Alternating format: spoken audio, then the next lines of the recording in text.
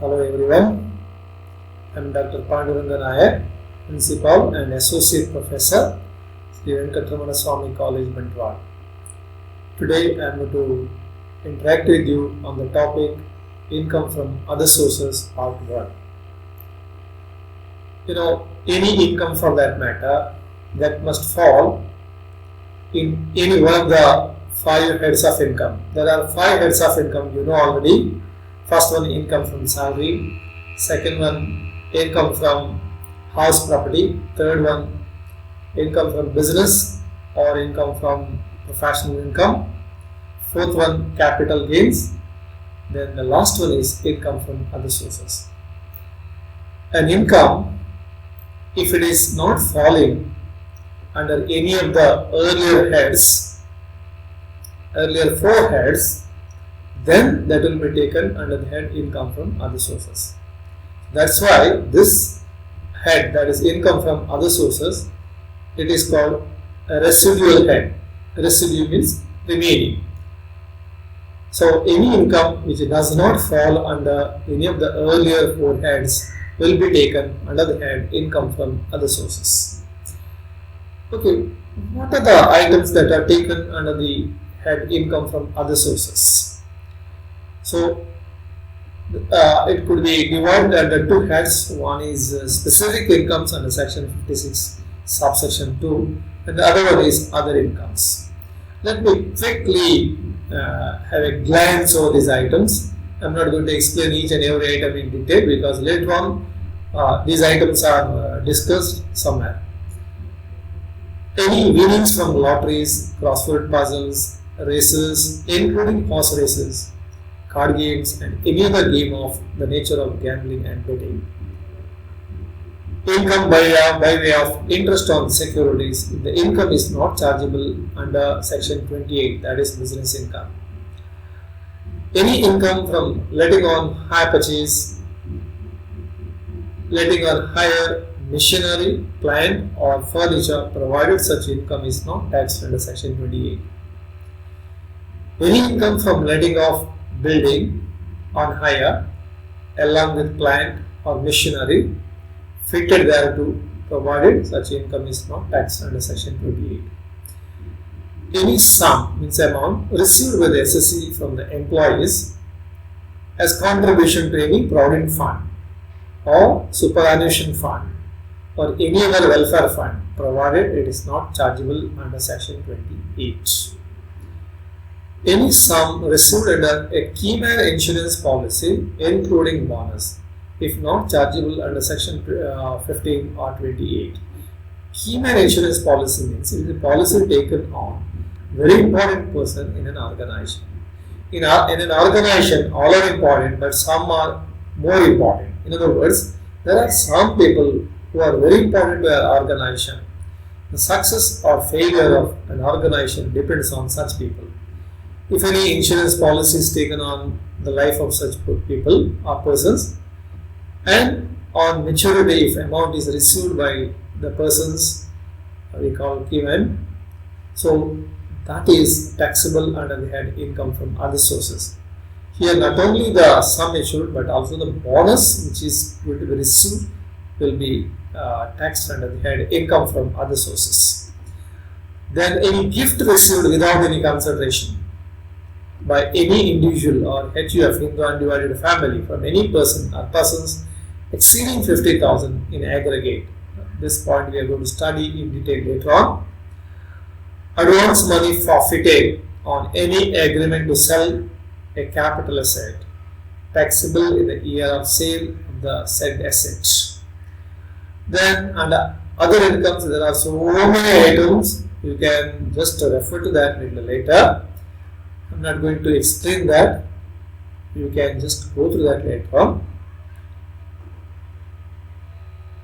Okay, now we will take up taxation of receipts without consideration. That is nothing but gifts received.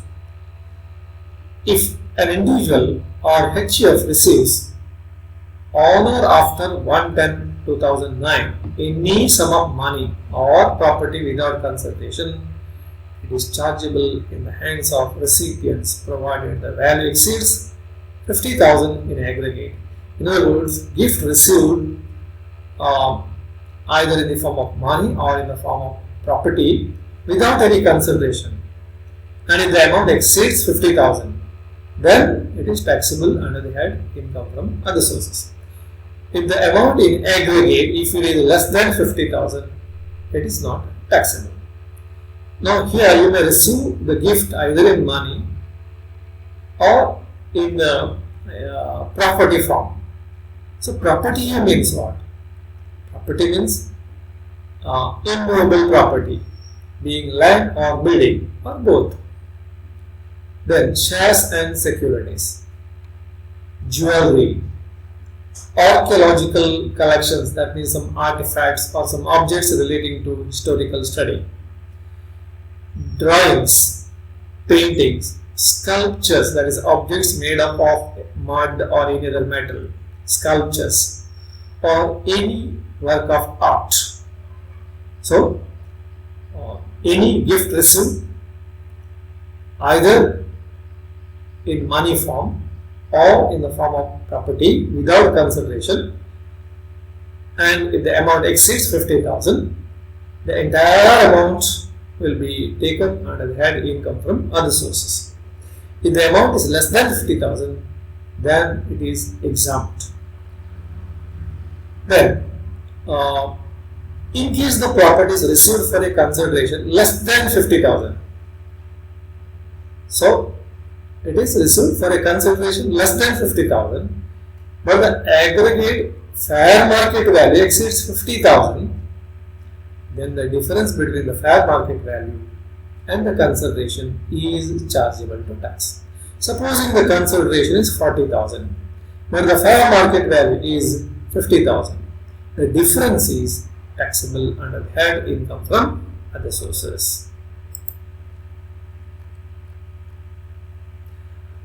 In case the immovable property, in the case of immovable property, if the stamp duty value, especially at the time of registration, exceeds 50,000, it is taxable. If the gift is in the form of property other than those specified above, for example, car, is not taxed. So you have learnt what are the assets or items included under the head gift and what is the limit beyond which it is taxable. Now you have to understand, gifts do not include the following. Now what are those things? Money received from a relative out of natural love and affection.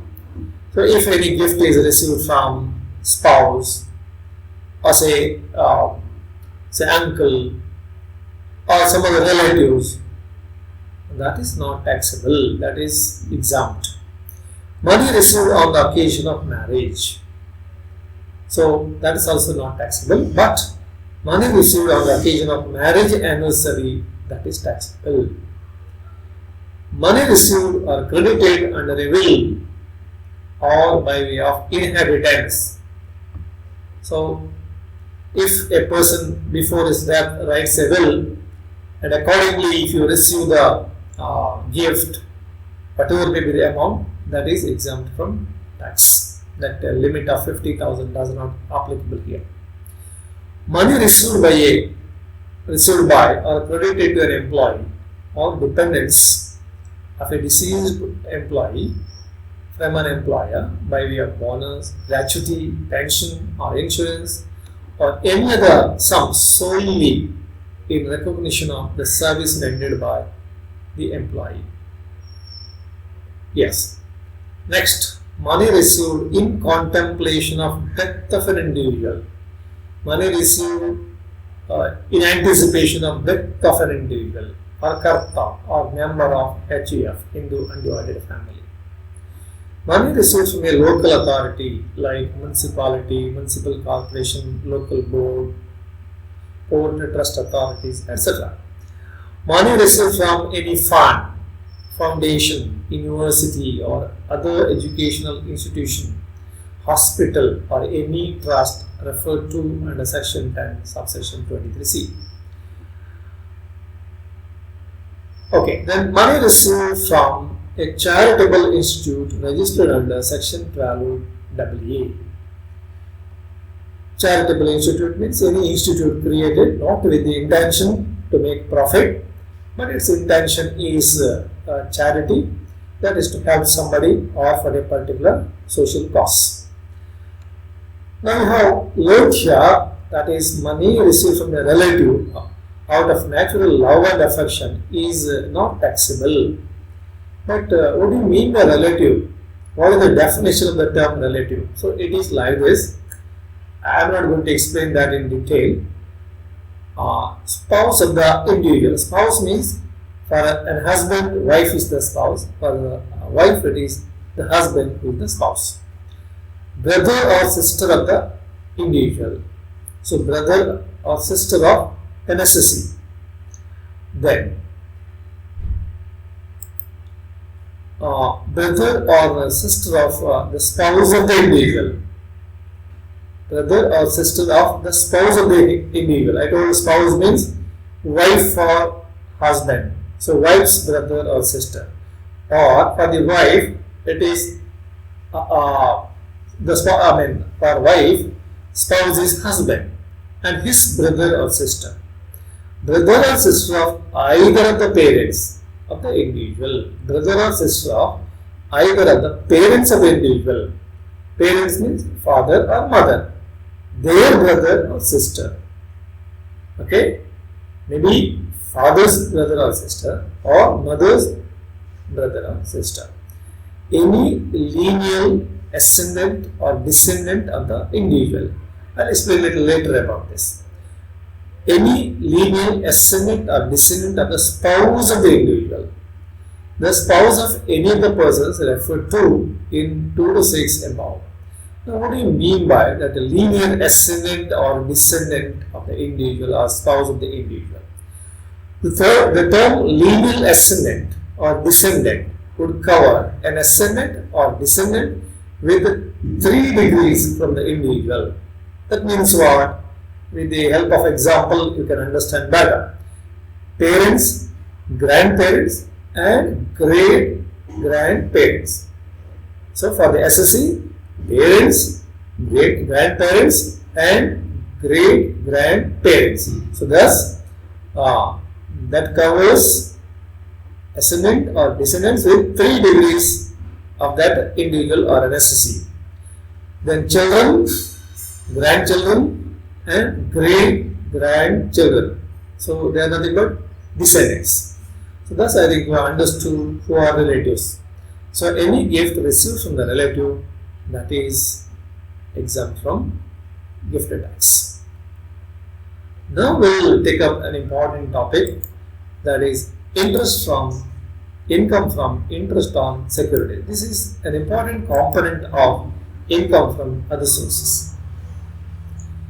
Following amounts due to an assessee in the previous year are chargeable to tax.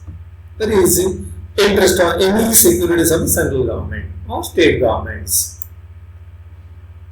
Then interest on debentures or other securities issued by local authority. Local authority means already I told you, maybe municipality, municipal corporation, or say port trust authority or something like that. Okay, any local body, so it issues any security, interest on such security, maybe debentures or other securities.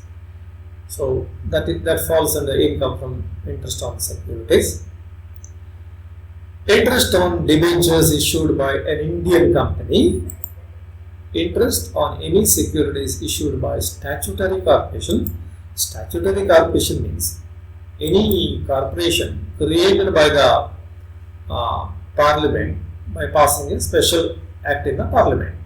So, any entity created by passing a special act in the parliament, that is called statutory corporation.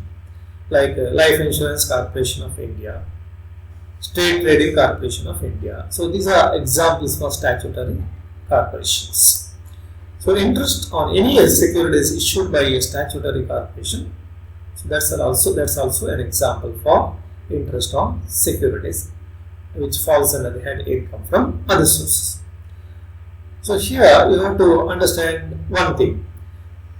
Interest on securities becomes due on the dates mentioned on the securities, and it is usually payable yearly on 30th June and 31st December or 1st July and 1st January. It is chargeable to tax on due basis. This is very, very important.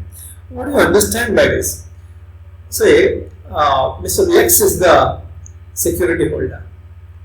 If the security is with him on 30th June, then that will be taxable in his hand. But if he transfers that just before, for example, on June 15th, then interest on such security is not taxable in his hand. But it will be taxable, it is received by the transferee, and that will be taxed in his hand. Similar, one more example let me give you. A person is holding the security till say December 1st.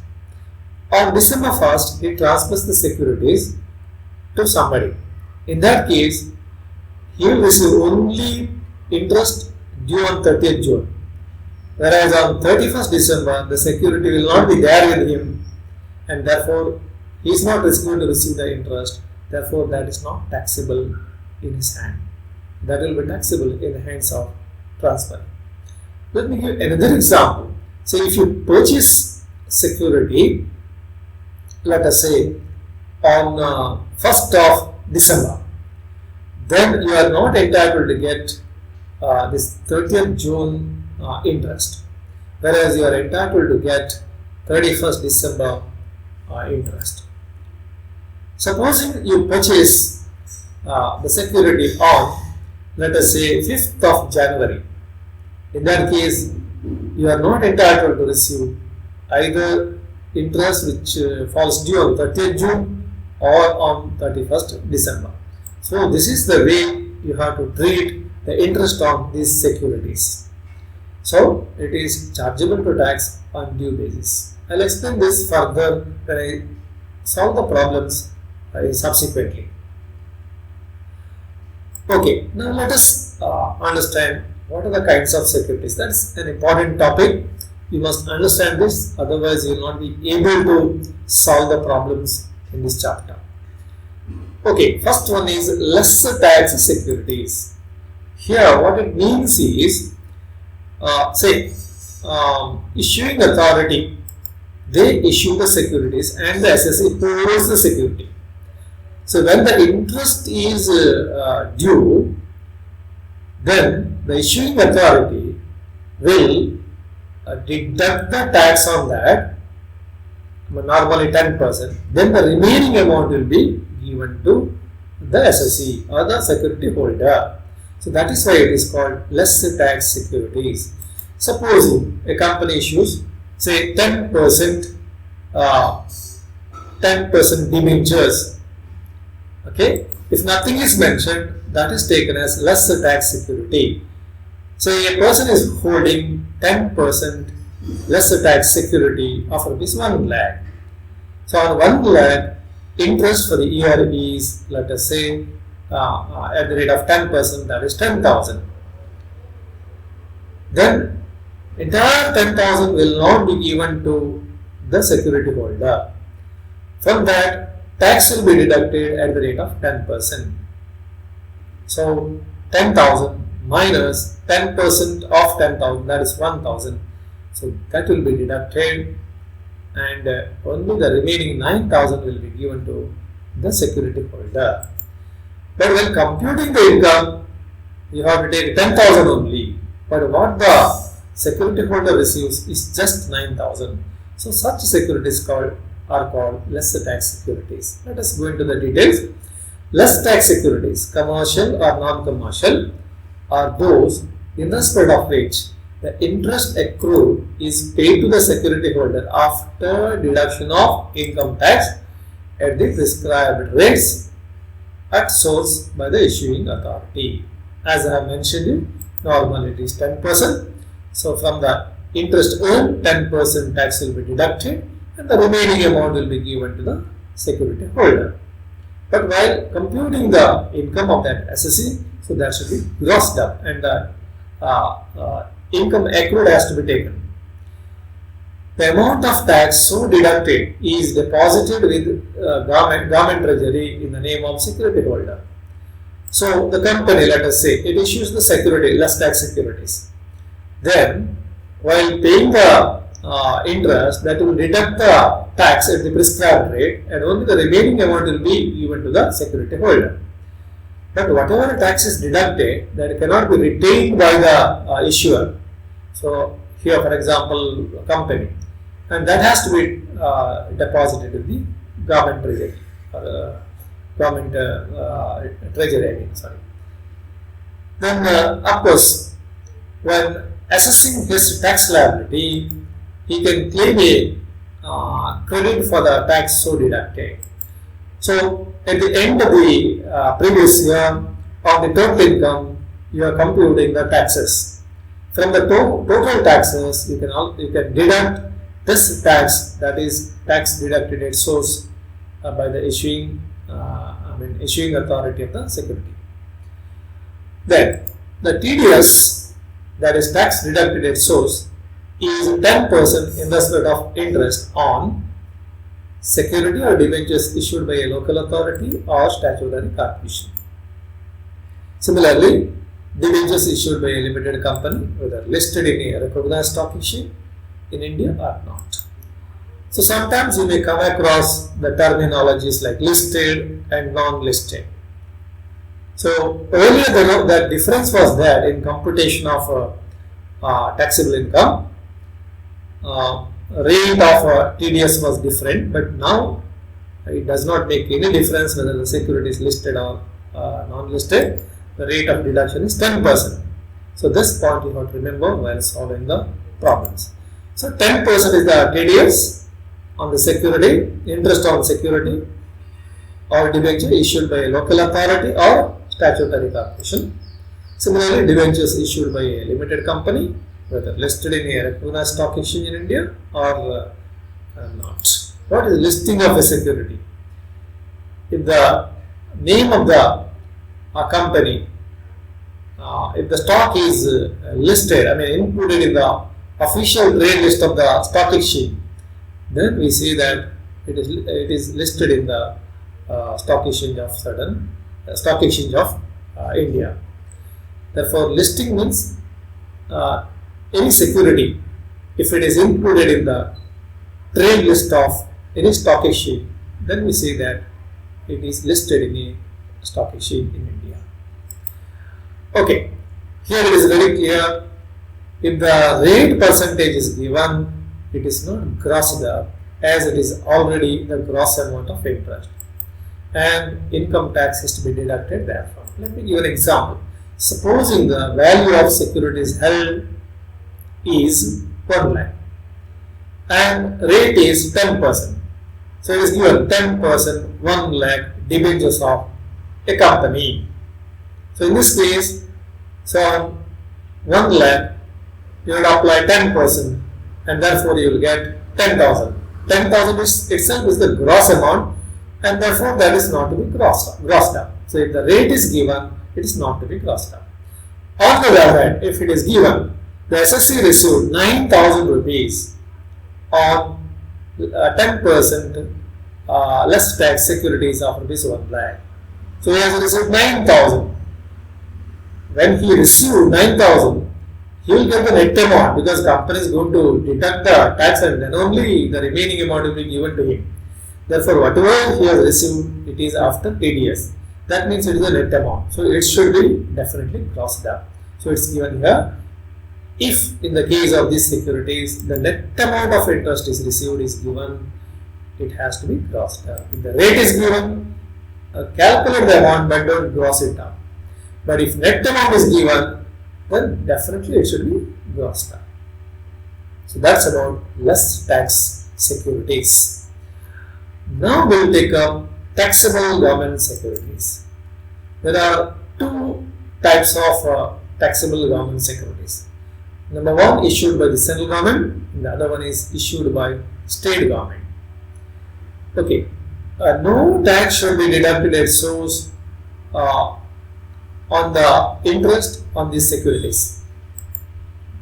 Okay, if these securities are, on these securities, no tax should be deducted, whether the securities are issued by the central government or state government. Then, the interest amount on these securities should not be crossed up before including the interest amount in the income of the SSE. Because there is no TDS in the case of taxable government securities, and these are taxable, and therefore whether the securities are issued by the central government or state government, it doesn't matter.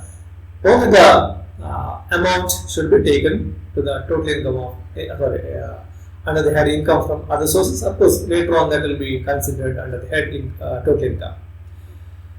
The interest amount on these securities should not be grossed up. Why? Because there is no TDS. Government securities are known by different names such as bond, loan, paper, etc. So thus, taxable government securities means the taxable. So income from these securities is taxable, but there is no TDS in these cases, and therefore the question of grossing up does not arise. Okay? Yes. But these government securities are known by different names like bond, loan, paper, etc. Third type is tax-free government securities. So the previous case is taxable government securities, but here tax-free government securities. What it means is the securities issued, especially by the central government, that is fully interest on tax-free securities issued by the central government is fully exempt from tax under section 10 subsection 50. Here again, the securities, tax-free government securities might be issued by the central government or by the state government. So the securities issued by the central government, if they are tax-free, interest on such securities will be totally exempt from tax under section 10 subsection 50. But in the case of state government, actually state governments are not entitled to issue tax-free government securities. Therefore, if the securities are issued by the state governments, that is taxable and that should be calculated and it should be grossed up and included in the total income. So that's about securities issued by the state government. Actually, when you look at the title, tax-free government securities, of course, in the case of securities issued by the central government, it's okay. But in the case of state government securities, actually that is not tax-free. The state government has to pay the tax to the central government, and therefore that is included in the head income from other income. In case they are issued by state government, the tax on the interest is payable by the state government to the central government. So there is a need for grossing it up, and then there is a need for inclusion of that under the head income from other source. Now the fourth category, it is tax-free commercial securities. The previous one is tax-free government securities, but this is tax-free commercial securities. Okay, actually these are issued by local authority or statutory corporation or a company in the form of debenture or bonds. In reality, their interest is not tax-free. This point you have to remember, their interest is not tax-free because tax due on this interest is payable by the company or local authority or corporation concerned. Then why they are called tax-free? These are called tax-free because the SSE has not to pay tax on it from his pocket. Then who will pay the tax on that? The tax paid by the company on this interest is deemed to have been paid on behalf of the SSE. Hence, the amount of tax paid on any interest due to an SSE is added up in its income. That means the interest due to an SSE is grossed up, then it is, and then this grossed up amount is included in its income. Okay, let me once again explain this. So these securities are issued by local authority or statutory corporation or a company, and that takes issue either in the form of debenture or in the form of bonds. So in reality, these securities are not tax free, because either the local authority or statutory corporation or the company, they are not entitled to issue tax free commercial securities. But then who will pay the tax then? The tax will be paid by the issuing authority. Who will pay the tax? Say local authority or statutory corporation or a company on behalf of the holder of security. These are called tax free because the SSC has not to pay a tax on it from his pocket, because the issuer may be local authority or statutory corporation or a company. They are going to pay the tax on behalf of the SSC to the government. So, from the point of view of the holder of the security or the SSC, they are tax free. But in reality, they are not tax free securities. Tax will be paid by the issuing authority to the government on behalf of the SSC. Yes. So, while including the interest income under the head income from other sources, what you have to do is, see, any amount paid to the SSC, that should be taken. To that, tax paid by the issuer, that is local authority or statutory corporation or a company, to the government, that should be added up. And then that amount should be included under the head income from other sources. So what I mean to say is, the interest due to an SSC is grossed up, and then this grossed up amount is included in his income. The amount of tax paid by the company on his interest is deducted from the total tax payable by the SSC. See, on behalf of the SSC, the issuing authority will pay the tax. So that is as good as a tax paid in advance. Therefore, at the end of the year, when the tax is calculated on the total income, considering all the heads of income, you will get the value that is total tax payable. From that, whatever tax the company has already paid on your behalf, that is deductible, and the remaining amount is payable by the SSC. So that is the meaning of this. The amount of tax paid by the company on its interest is deducted from the total tax payable by the SSC. Okay, let me explain this concept, that is tax-free commercial security, with the help of an example, especially regarding the treatment of the interest. If a company has issued 10% tax-free debentures, the debenture holder will receive the entire amount of interest calculated at 10%. If it is 1 lakh tax-free commercial security and the rate is 10%, entire 10,000 is going to receive. But the amount to be included in the income of the debenture holder will be the amount actually received by him as interest, that is 10,000 in our example, plus the income tax paid thereon, paid by the company. So, whatever amount he has received plus tax paid by the issuer authority, maybe company or statutory corporation or local authority, so that should be added, and together it should be included under head income. So thus you have learned 4 types of securities. One is less tax securities. So here before paying the interest to the security holder, tax will be deducted at certain rate. So that is why these are called less tax securities. So the security holder will get only the net amount after the TDS. Then the second one is taxable government securities. These are no doubt issued by the government, maybe central government or state government, but they are taxable. Only thing is there is no TDS. So whether the rate is given or the amount is given, it is not to be grossed there. Then tax-free government securities. Here again there are 2 types. One is issued by the central government and issued by the state government. If the securities are issued by the central government, interest on these securities is fully exempt from tax under section 10 subsection 15. So it is not to be included under the taxable income. Then if they are issued by the state government, definitely it is taxable, though the title is tax-free government securities, because state governments are not entitled to issue tax-free government securities unless that is approved by the central government. Then tax-free commercial securities.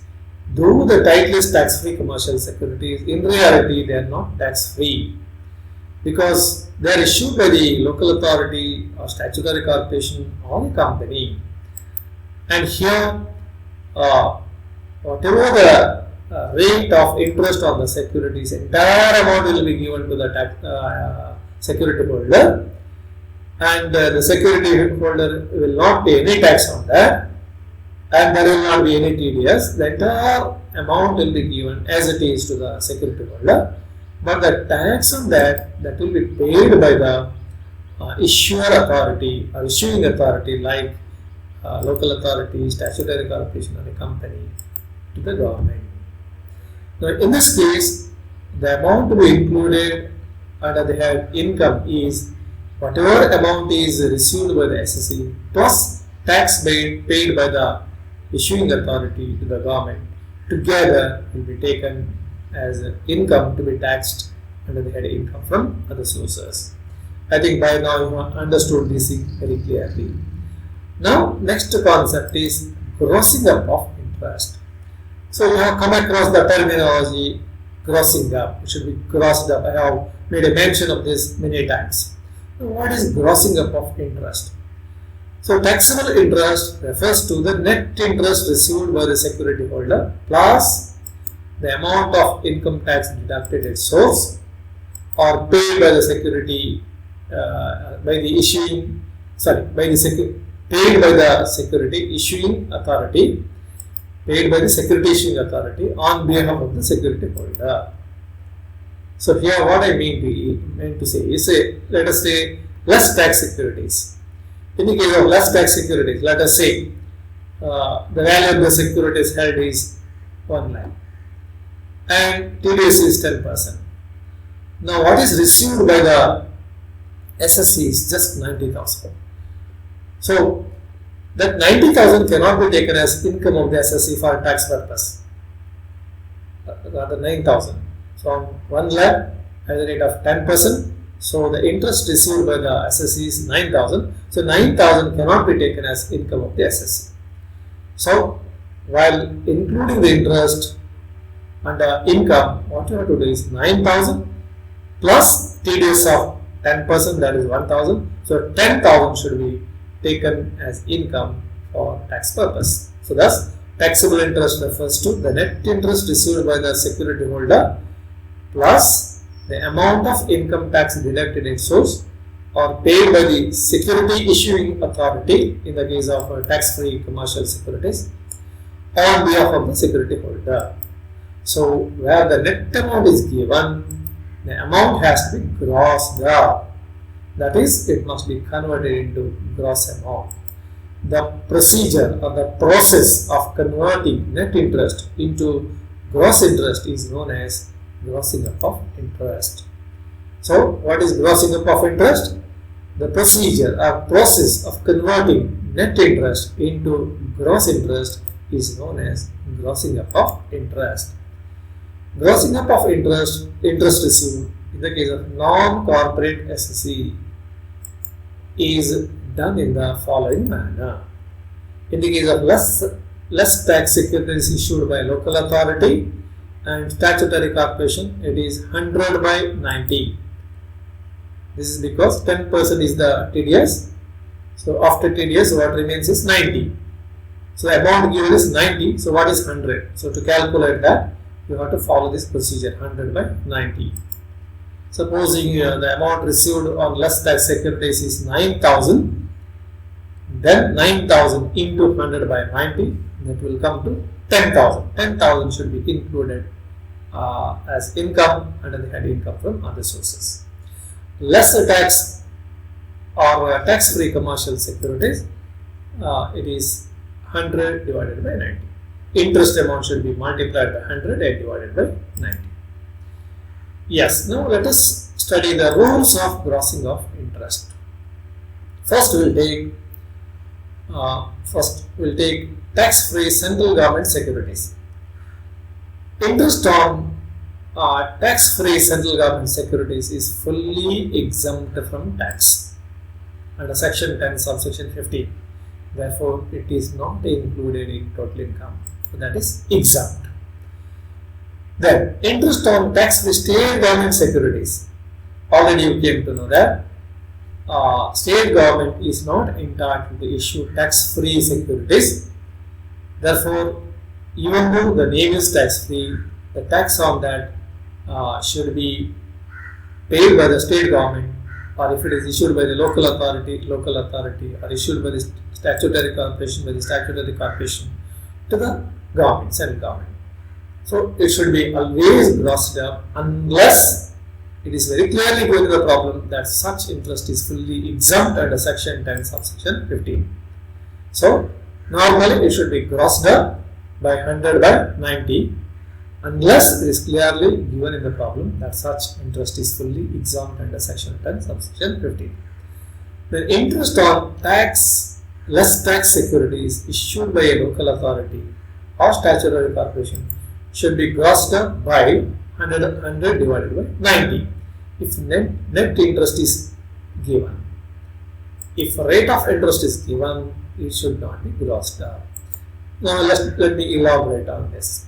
Supposing the face value of the securities held is say 10 lakh and it is given and the rate of interest is 10%. It is given say 9,000 is received as interest on such security. Actually 9,000 is given. If amount is given, it should be grossed up because the security holder will get 9,000 only after a TDS of 10% by the issuing authority. Now what is the income accrued then? 9,000 which is the amount received, but what is the amount earned or accrued to him? So 9,000 into 100 by 90, then you will get 10,000. So on 10 lakh at the rate of 10%, that will come to 1 lakh.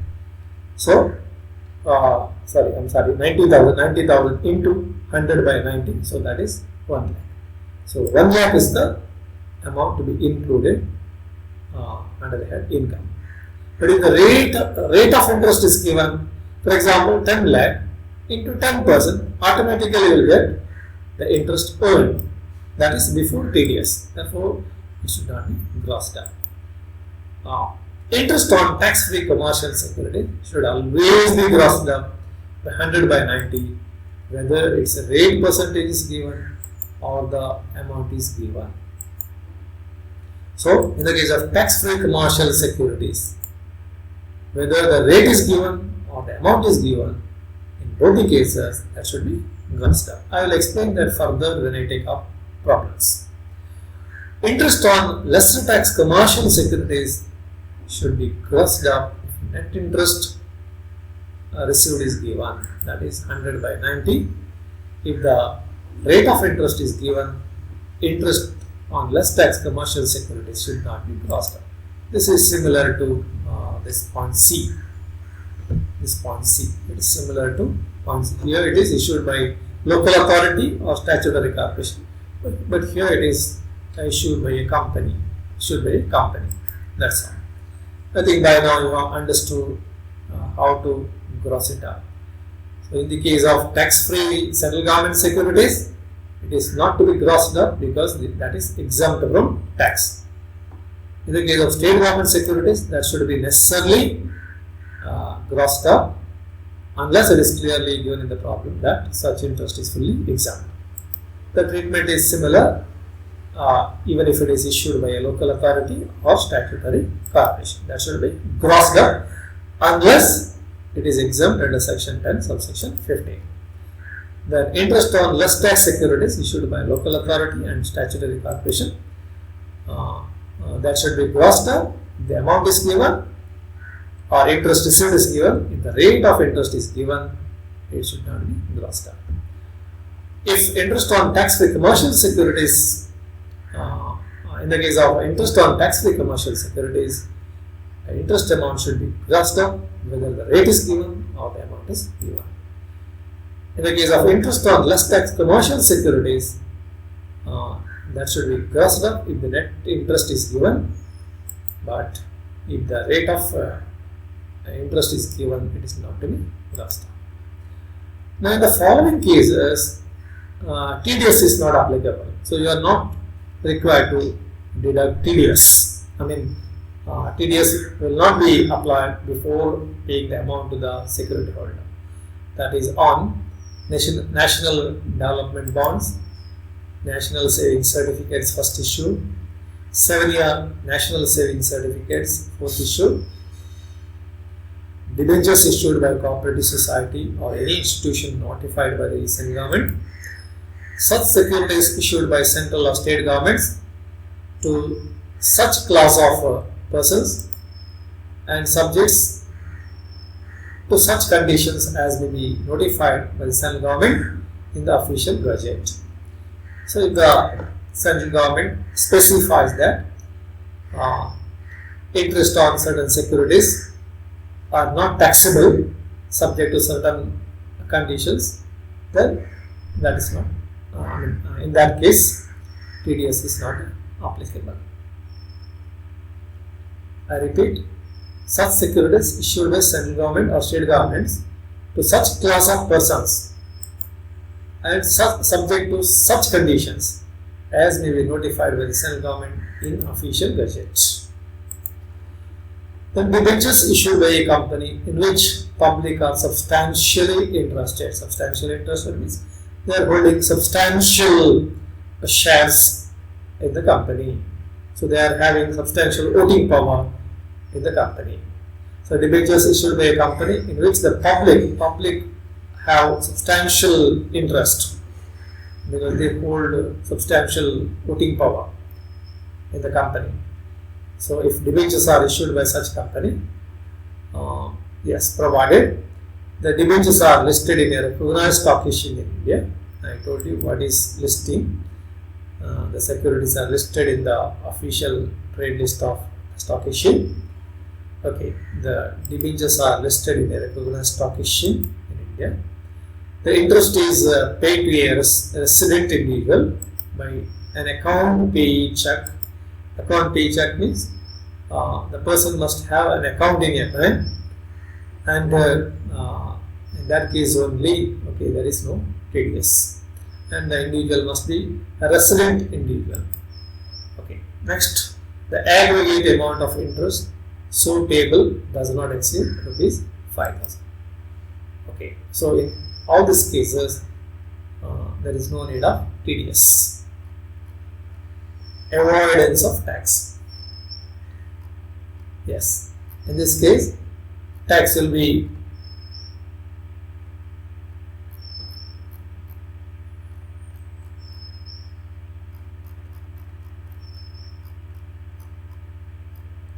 yes. In this case, some people try to avoid the taxes. Okay, how they evade the taxes or avoid the taxes? So they resort to certain malpractices so that they avoid paying the taxes. Now let us see what is the procedure. First one is bond washing transactions. Here let me explain in brief. A security holder transfers the securities just before the half-yearly interest falls due. Supposing the interest falls due on 30th June and 31st December, the security holder, here the interest is taxable on due basis.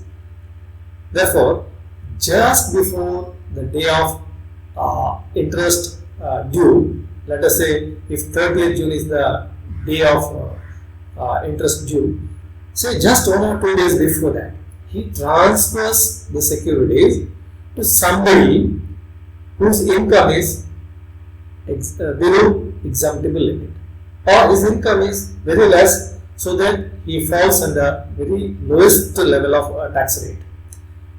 So slab of his income is very less. So in that case, what happens is the transferor avoids the tax and he does not pay any tax. Whereas the transferring, his income is less than exemptable limit, therefore he also does not make the payment of any tax. And within a few days, 1 or 2 days after the due date, again he retransfers the securities to the transferor. So transferor is also avoiding the tax, transferor is also not paying the tax, or even if he pays the tax, he will be paying the tax at a lower rate. So this process is called bond washing transaction. Let us go to that specifically. Interest on security is generally payable half yearly, and the interest accrues to the security holder on due basis. I told you, for example, it could be June 30th, normally June 30th and December 31st, or 1st of July and 1st of January. On these days, if you hold the security, that will be taxable in your hand. If you transfer that to somebody else, then it is not taxable in your hand on the due date. Some unscrupulous persons sell their security just a day or two before the interest is due to a buyer whose income is very low. Such buyer holds the securities on the due date when the interest is due and sells back to the original holder after a day or so.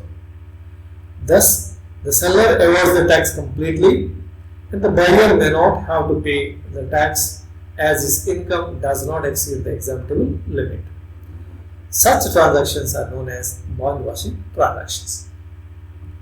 To prevent such avoidance of tax, Section 94, subsection 1 of the Act empowers the income tax officer to treat such interest as income of the transferor. It is for the transferor to prove that the transaction is not bond washing one. Yes. Next one is sales cum interest under Section 94, subsection 2. Here, securities can be sold or transferred in two ways. One is cum interest, the other one is ex interest. Cum interest means along with the interest, we will sell the security. So, when the interest falls due, that will be taxable in the hands of the transferor. So, the transferor is avoiding tax. Of course, in the case of ex interest, he is going to pay the tax. So, in the case of cum interest, when he sells the securities, he is avoiding the tax. Let us analyze. An assessee having beneficial interest in securities may sell them at a price inclusive of interest. So, along with the interest, he will sell the security. In such cases, Section 94(2) provides that the income from such securities for such year would be deemed as income of the transferor. Even though he has transferred the security along with the interest is deemed to have earned by the transferor only, and that is included in his total income.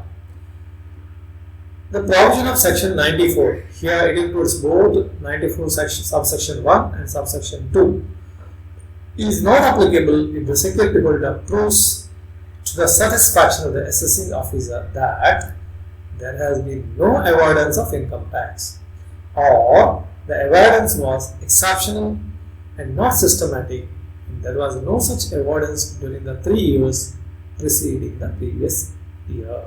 This was held in one of the cases. Hence, a single transaction of avoidance of tax, even if planned, will not hit by Section 94 subsection 1. So that's about avoidance of tax. There are two ways that are being followed by the unscrupulous persons. One is bond washing transaction, the other one is sales cum interest.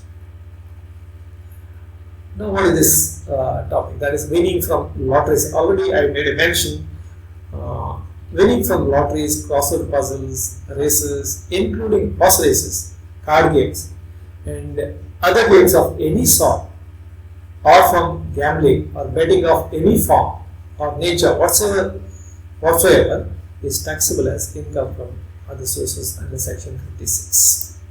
So, winning from lotteries, crossword puzzles, races including horse races, card games and other games of any sort, or from gambling or betting of any form or nature whatsoever is taxable as income from other sources under section 56, that is income from other sources.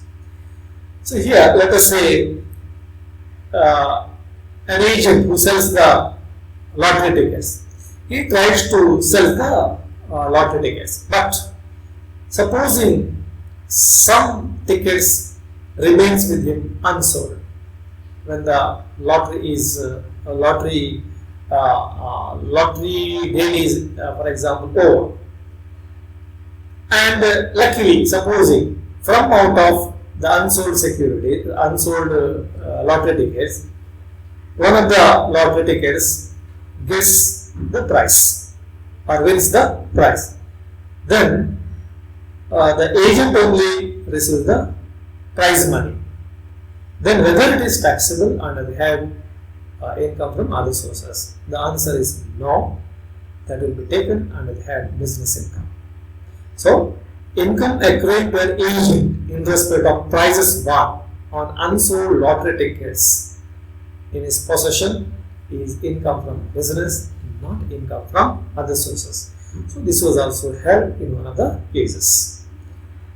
Under section 194B and section 194BB, tax is deducted at source at 30% on winning from crossword puzzles, lotteries and game show exceeding rupees 10,000. If the amount of prize won by the SSE in the case of crossword puzzles or lotteries or game show exceeds 10,000, then the amount is taxable. Whereas in the case of winning from horse race and if the amount is exceeding 5,000 rupees, then that is taxable. While computing such winnings, no deduction is permissible under section 57. Here I am subject to correction. If amount is more than 10,000, there will be TDS, and here if the amount is more than 5,000, that is subject to TDS. That should be crossed up. At what rate? At the rate of 30%. Let me give an example. A person has won, say, 12,000 rupees as winning from lottery. He has received 12,000. So 12,000 is the prize amount received by the SSE. So in that case, the government, before paying the amount to the winner of the lottery, the government will deduct tax at the rate of 30%. So what the person got, 12,000, it is equal to 70%. So if you include the income under the taxable income head, then you have to take not 12,000. So you have to take gross amount 12,000 into 100 by 70. So that is how you have to cross it out.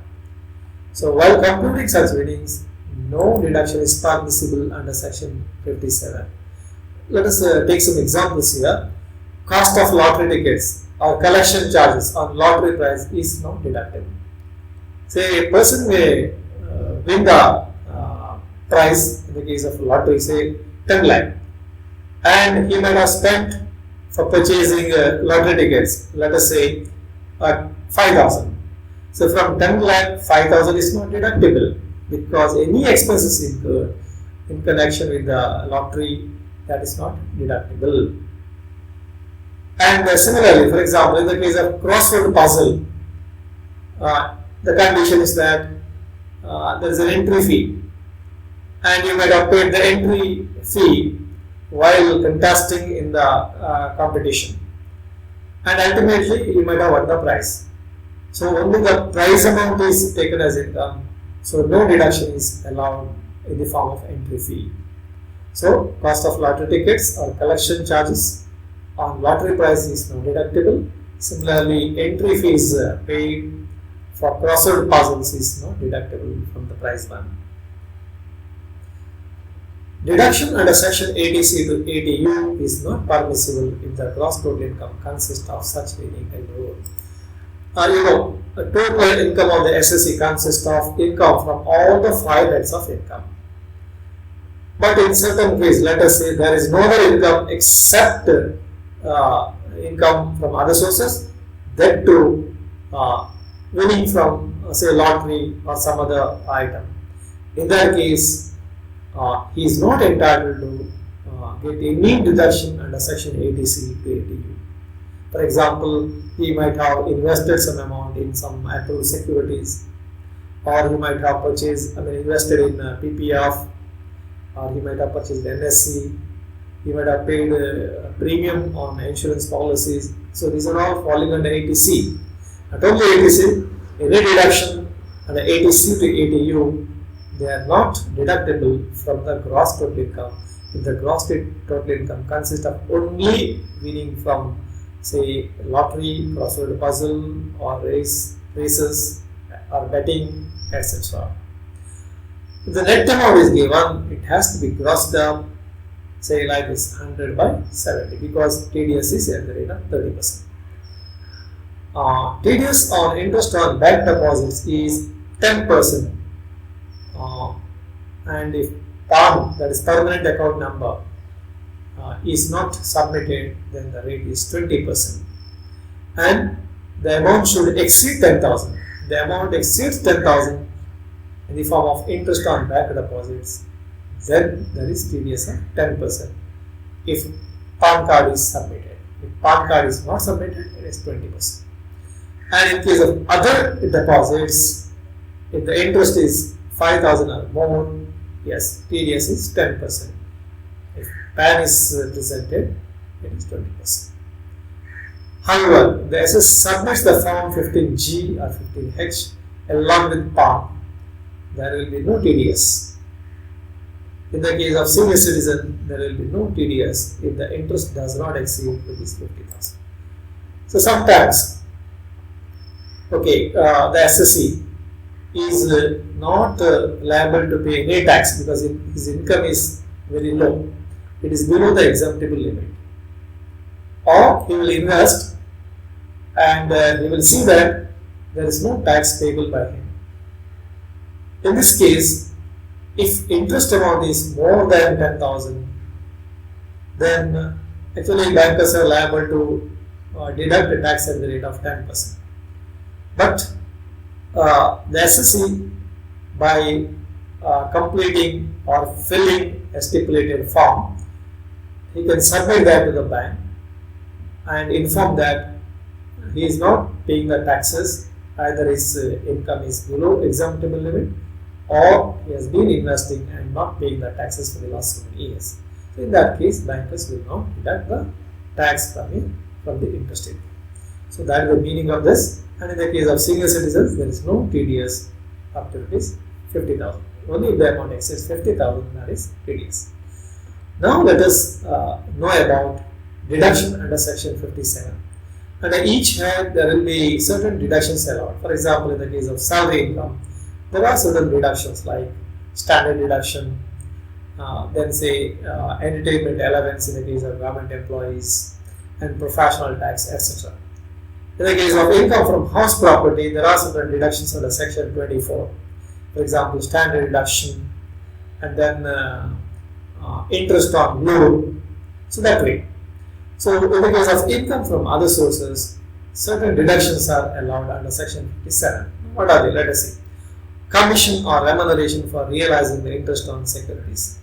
For example, sometimes the SSC may collect the interest through bankers, and you have to pay some collection charges to the banker. Bankers will deduct certain commission for collecting the interest.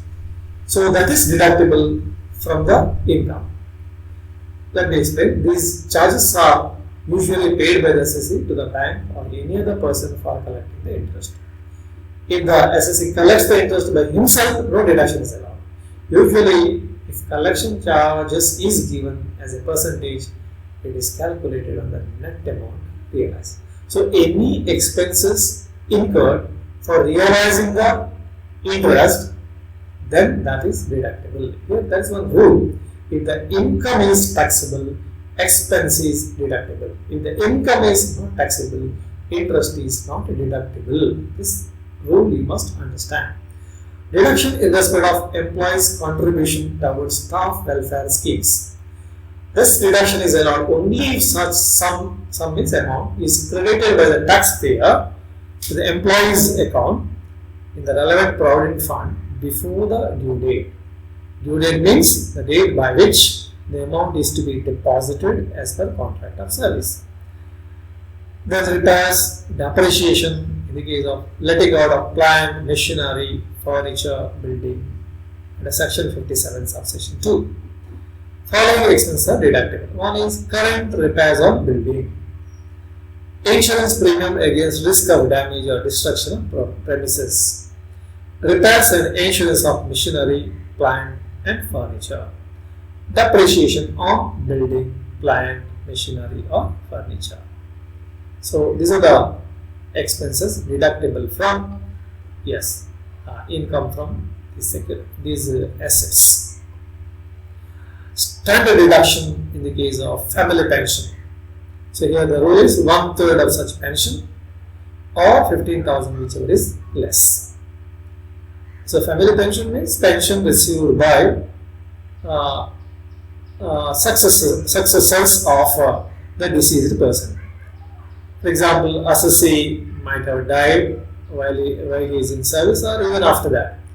So if any pension is received by the family, maybe spouse or children, etc. So in that case, there is a deduction from income from other sources from the family pension to the extent of 1/3 of such pension or 15,000 whichever is less. Any other expense for earning income, it is allowed provided the following conditions are satisfied. If the expenditure is incurred exclusively for earning the income, it is not in the nature of capital nature. It is not in the nature of personal expenditure of the SSE. So it is for business purpose or for official purpose, not for his personal purpose. It must have been incurred in the relevant previous year. In the specified relevant previous year only, the expenses must have been incurred. Last one, interest on money borrowed. Any interest paid on money borrowed for investment in securities and not for any other purpose though invested in securities is deductible. Even if the interest yields no income, deduction is allowed. Let me explain the last sentence there. Supposing an assessee purchased the security on, say, 1st of January of that previous year. But due dates of interest are, let us say, 30th June and 30th December. So the assessee is not holding the security neither on 30th June nor on 31st December. Therefore, he is not entitled to receive any income on this security during this previous year. But for investing in these securities, he might have borrowed a loan. For example, he might have borrowed, say, 1 lakh rupees loan, and at the rate of interest is 10%. And the interest which is payable by him on the money borrowed to invest, that is deductible from gross income from other sources, even though he has not earned any income in this previous year. How interest is to be calculated? For example, 10 lakh into 10%, then he has borrowed on 1st January, so January, February, March, for 3 months, 3 divided by 12. So this is how he has to calculate the interest, and that is deductible from income from other sources. Dear students, I have explained so many things in this class. I hope you have understood. So if you have any difficulties, definitely later on you can contact me and get the doubts cleared. Thank you for giving a patient listen.